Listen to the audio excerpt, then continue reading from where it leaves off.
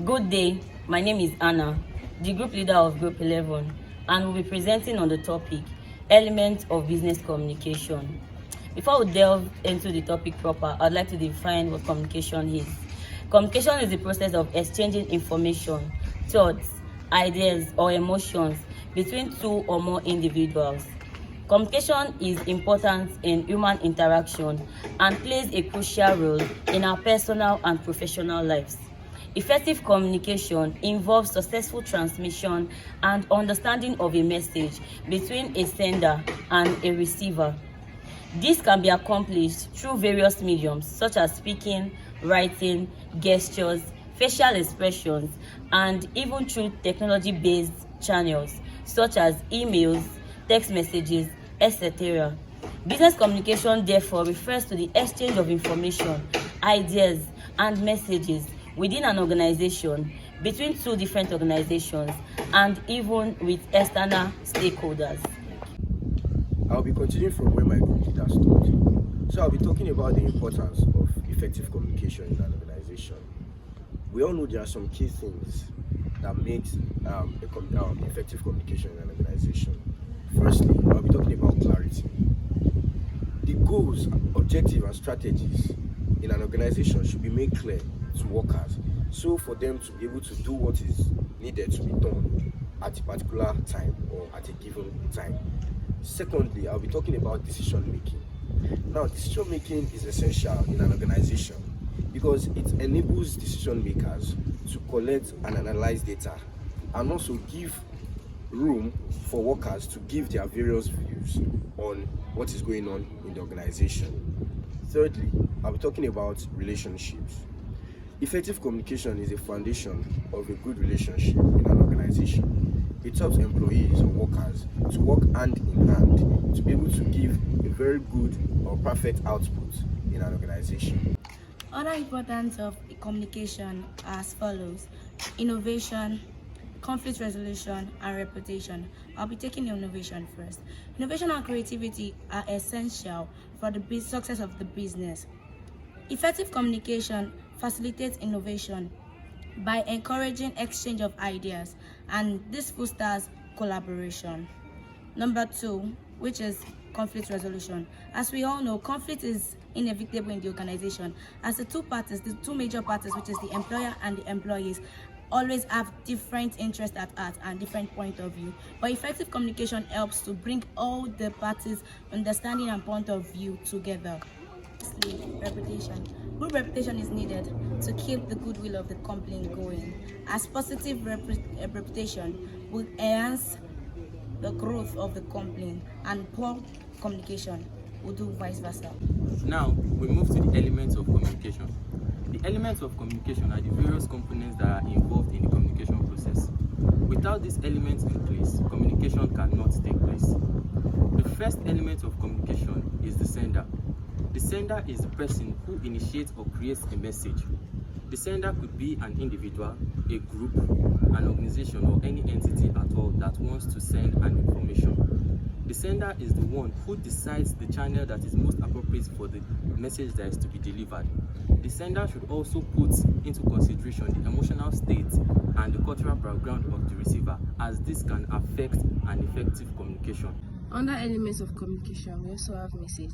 The message is the information or content that the sender intends to communicate to the receiver.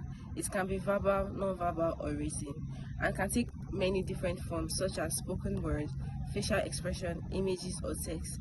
The message can convey various types of information, including facts, opinion, emotion, or intention. The sender creates the message, encodes it in a way, then transmits it through a channel. The receiver then decodes the message, interprets the information that the sender intends to convey. The message is an essential element of communication, as it is the means by which information is conveyed from sender to receiver. We also have encoding. Encoding is the process of converting thoughts or messages into a form that can be transmitted and understood by others. It's transforming the message into a code and transmitting it to the receiver. The receiver then decodes the message to understand its intended meaning. Effective encoding ensures clear and accurate communication between the sender and the receiver. The number 4 element of communication is channel. Channel is the process through which message is transmitted from sender to receiver. There are various ways through which message can be transferred from sender to receiver, which include face-to-face conversation, radio, social media, television, etc. Number 5 element of communication is decoding. Decoding is the process of interpreting and understanding the message the sender has encoded through channels. So decoding involves understanding and interpreting the message in the receiver's own background in order to give a better understanding of the message or information. Element 6 and 7, receiver.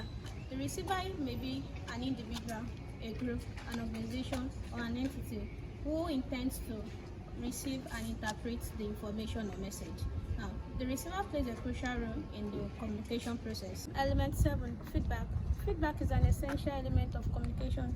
It helps the sender to know if the receiver understands the intended meaning. If the receiver understands the intended meaning, feedback can occur in many forms, such as verbal response, non-verbal cues, written messages, and action taken in response to the message. Now, an effective feedback must be timely, specific, and constructive. It should be provided in a way that is clear, easy to understand, and must focus on improving the sender's communication.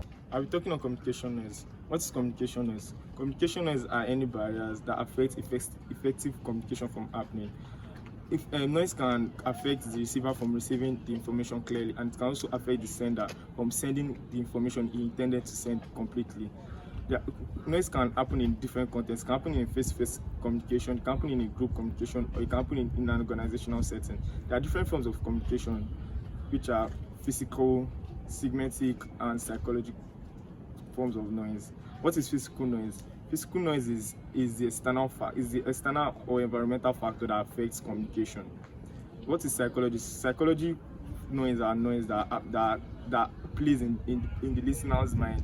They are noise that affects within the listener. Semantic noise are noise that happen during the encoding process. It can be through the language used to write the message or the language used to pass the message to the listener. I'll be explaining element 9, which is context. Context refers to the broader environment or circumstances where communication takes place.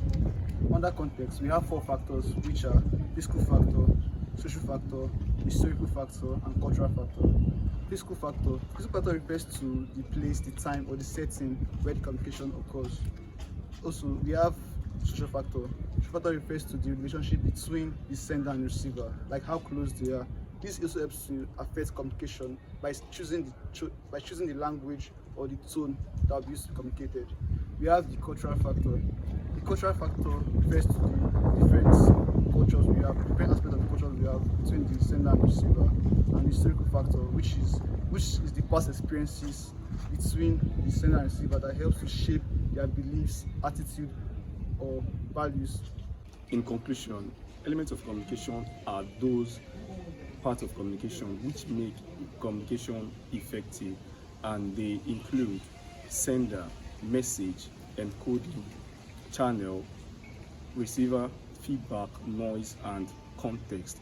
All of these elements are very essential in ensuring effective communication.